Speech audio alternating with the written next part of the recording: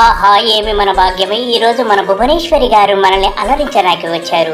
అలాగే వారు పాటతో ప్రారంభిస్తారు. అలాగే మన వల్లి బాబు గారు మనల్ని డాన్స్ తో కూడా చక్కగా అలరించడానికి సిద్ధముగా ఉన్నారు.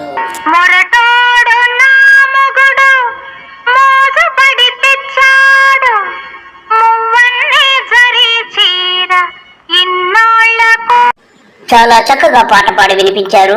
అది సరే గాని ఎప్పుడు మీ ఆయన ఇలా ప్రజలను దోచేయడమేనా? ఇంకా ఏమైనా మీకోసం చేస్తాడా? నాకు ఒక డౌట్, అతనికి ఏమన్నా సెకండ్ సెటప్లు ఉన్నాయేమో అని అనుమానంగా ఉంది. ధర్మవనం అనేది నేను అన్ను. ఆయన మీకు తెలుసు, ఆయన ప్రజల మనిషి. ఆయనకి భార్య ఇవన్నీ సెకండ్. నేను అనుకున్నది నిజమే అనుకుంటా. మీరు చెప్పింది అక్షర సత్యం. ఆయనకి ఎన్నో సెటప్లు ఉన్నాయి. అది సరే, అతను ఎంతో ఆకలితో ఉన్నాడు. ఏమన్నా ఇడ్లీలుంటే అతని ముఖాన్ని వెయ్యండి. ఎలా ఉందండి? ఏంటి తలెత్తకుండా తింటున్నారు? ఎత్తు, ఎత్తరా, ఎత్తు బే, ఎత్తు. ఏంటి ఏడుస్తున్నావు? బాలేదా? ఇంకో ఇడ్లీ వేయనా? మీరు అంత ప్రేమగా అతని ముఖం మీద ఇడ్లీలు వేస్తే ఏడవక అగోరిస్తాడా? అయినా అతను స్కాములు చేసి అవి తిని ఒళ్ళంతా బొల్లి తెచ్చుకున్నాడు. దానితోనే సరిపోయింది అతని జీవితము. ఫస్ట్ మీ గురించే ఆయన ఆలోచిస్తారు.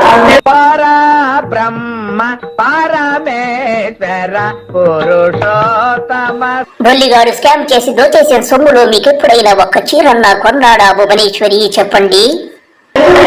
ఒక్కసారి ఎప్పుడో నేను అన్నాను, మిగతా మొగుళ్ళు.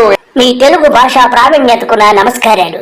మొగుళ్ళు కాదు భువనేశ్వరి, మొగుడు అనాలి. మొగుళ్ళు అంటే 10 పెళ్లిళ్ళు చేసుకుంటే వచ్చే వాళ్ళని మొగుళ్ళు అంటారు. కాబట్టి మీరు ఒక్క పెళ్లి కాబట్టి మొగుడు అనండి, లేకపోతే అది పెద్ద భూత అయిపోతుంది. ఏదైనా తెస్తారు, మీరు ఒక చీర కూడా తీసుకురారేంటని అది గుర్తుంచుకుని. నత్తి పువ్వు గారు, గుర్తు కాదు గుర్తు. ఎన్ని సంవత్సరాలైందో నాకైతే గుర్తు లేదు. చాలా సంవత్సరాలు, ఒక 30 సంవత్సరాలైనా అయి ఉంటుంది. ఒక చీర తీసుకొచ్చారు.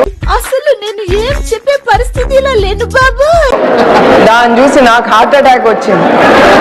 అంత ఘోరంగా ఉంది.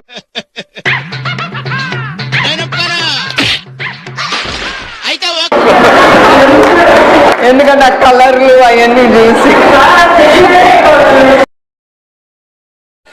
మీ మాటలు వింటుంటే మాకు హార్ట్ అటాక్ వస్తుంది బుబ్బు. సో నేను అది మాత్రం సంతోషించాను. ఆయన ఎట్లయినా నా మొగుడు నాకు ఒక చీర తెచ్చారని అది బీరువాలో పెట్టి జాగ్రత్తగా దాచుకున్నాను. అది ఆయన ప్రేమతో తెచ్చారు కనుక. కథలు ఏమైనా ఉంటే సినిమా వాళ్ళకి చెప్పు.